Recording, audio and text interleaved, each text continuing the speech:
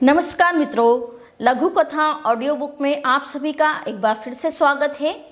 आज की हमारी कहानी का शीर्षक है मन की कोमलता। विक्रम उस स्थान पर पहुंचा जहां बेताल मुर्दा स्थिति में उल्टा लटका था। तुम क्या समझते हो मैं तुम्हारा पीछा छोड़ दूंगा बेताल? मेरा नाम विक्रम है और एक बार जो बात मैं सोच लेता हूँ उसे पूरा करके ही दम लेता हूँ। कहते हुए उसने एक बार फिर बेताल को अपने कंधे पर लाद लिया। अरे, मैं तुम्हारे साथ चलने से कब इनकार करता हूँ, मगर तुम ही बोले बिना नहीं मानते हो और विवश होकर मुझे लौटना पड़ता है, बेताल ने कहा। विक्रम उसे मजबूती से पकड़े अपनी राह पर चलने लगा।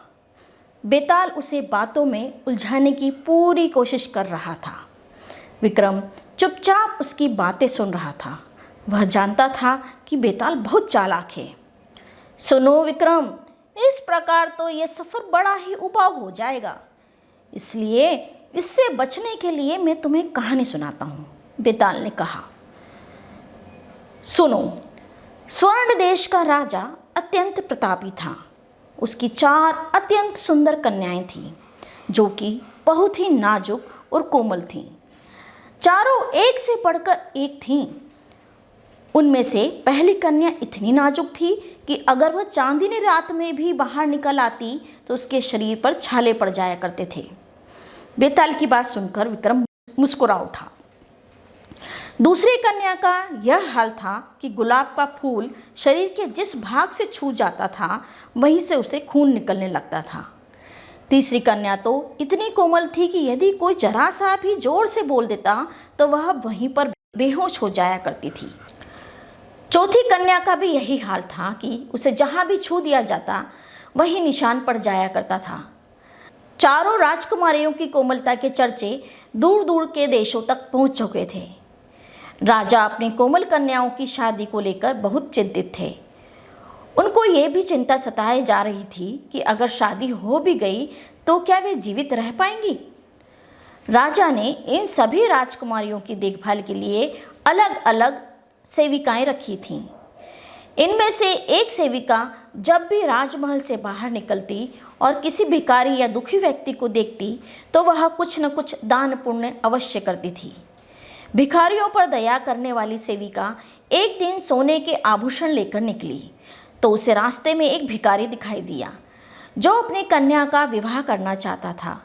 उसके पास आभूषण नहीं थे तो सेविका ने वो आभूषण उस भिखारी को दान में दे दिया। जब राजा को इस बात का पता चला तो उन्होंने सेविका को दरबार से निकाल दिया। वो चुपचाप वहाँ से चली गई। कुछ समय बाद एक वैद्य स्वर्ण देश में आए।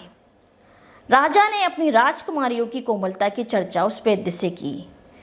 राजा ने वैद्य से पूछा, इनमें से सबसे अधिक कोमल कौन है? राजा के इस प्रश्न पर वैद्य हंसने लगे। इस पर राजा आश्चर्यचकित होकर बोला, आप हंस रहे हैं? हाँ राजन, वैद्य ने कहा, सबसे अधिक कोमलता की बात पर हंसा हूँ मैं।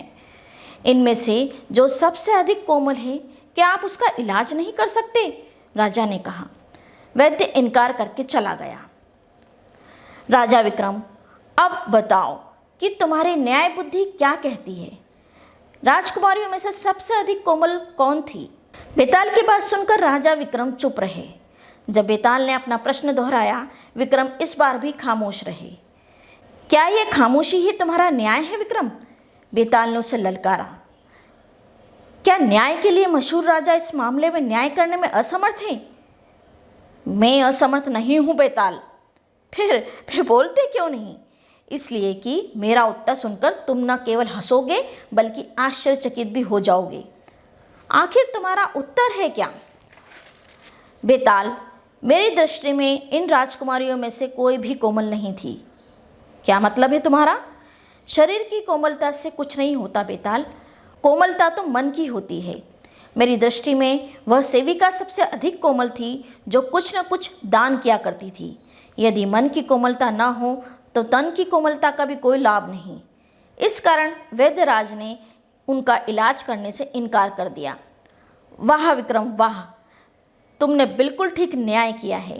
एकाएक बेताल उसके कंधे से उठने लगा और वहाँ से चला गया।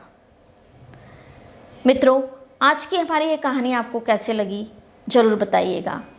धन्यवाद।